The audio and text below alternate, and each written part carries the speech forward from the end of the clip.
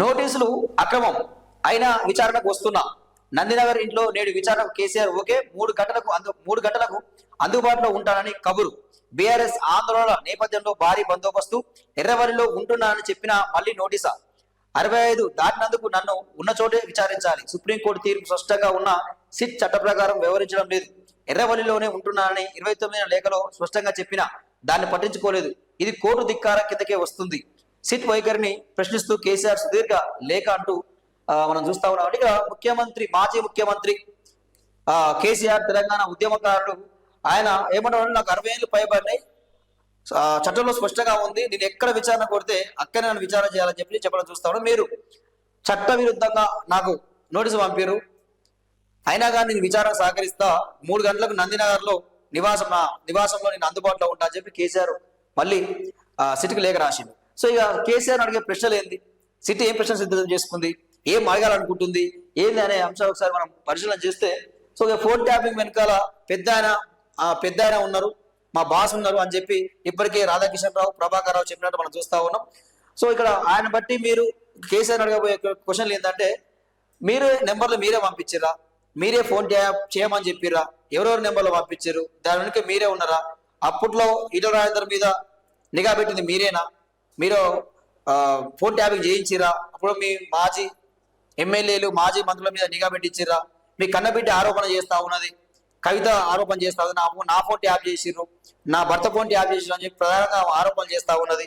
So దాని మీద మరి నిజమేనా అని చెప్పి కూడా ప్రశ్నించే అవకాశాలు కనిపిస్తా ఉన్నాయి. అదేవిధంగా ఇంకా ప్రధానంగా ఏం చేస్తా ఉన్నారంటే, నక్సలైట్ల ఫోన్లు మేము ట్యాప్ చేస్తా ఉన్నాం అని చెప్పి ప్రభాకర్ రావు, రాధాకిషన్ రావు వాళ్ళు నక్సలైట్ల ఫోన్లు ట్యాప్ చేస్తున్నాం అని చెప్పి మరి వేరే వాళ్ళ హీరోయిన్ల ఫోన్లు, హీరోల ఫోన్లు, రాజకీయ నాయకుల ఫోన్లు, వ్యాపారవేత్తల ఫోన్లు ట్యాప్ చేస్తున్నారు. ఆ విషయం మీకు తెలుసా, మీకు తెలిసి ఇది జరిగిందా అని చెప్పి ఒక క్వశ్చన్ వేస్తారు అన్నట్టు కూడా మనకు సమాచారం.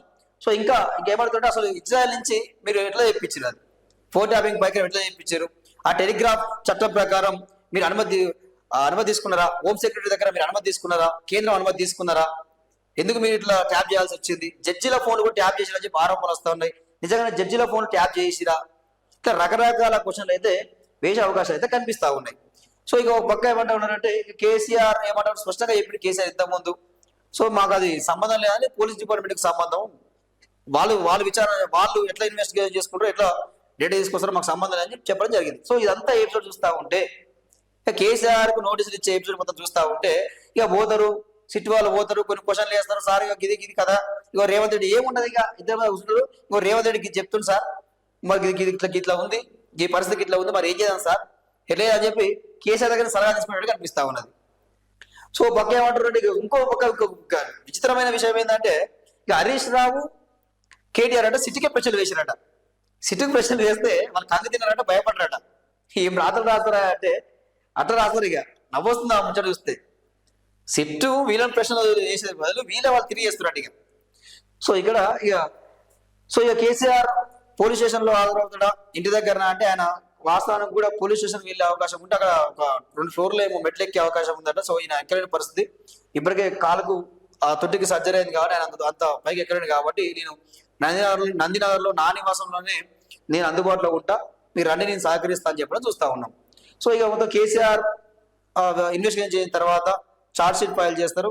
సో అరెస్ట్ పర్వాలు ఉంటాయా, ఉండవా, ఇది నిజంగా రాజకీయ కక్షతోనే చేస్తున్న వ్యవహారమా, ఈ ఫోన్ ట్యాపింగ్ విషయంలో నిజాలు తేలిది ఉందా లేదా అనేది మనం చూడాల్సిన అవసరం ఉన్నది. చాలా వరకు ఏమంటామంటే, కొంతమంది అరెస్ట్ చేస్తారని చెప్పి కొంతమంది అంటున్నారు, అరెస్ట్ చేయరని చెప్పి కొంతమంది అంటా ఉన్నారు. ఇక కేసీఆర్ని అరెస్ట్ చేస్తే తెలంగాణ రాష్ట్రం అంతా కూడా అగ్నిగుండంగా మారుతుంది. ఎక్కడికక్కడ తెలంగాణ ఉద్యమకారులు, బీఆర్ఎస్ పార్టీ నాయకులు కూడా ధర్నాలు, రాస్తారోకోలు నిర్వహించే అవకాశం ఉంది. సో అలాంటి అవకాశం ఉంది కానీ కేసీఆర్ టచ్ చేసే ధైర్యం, దమ్ము కానీ రేవంత్ రెడ్డికి లేదని చెప్పి కొంతమంది అంటా ఉన్నారు.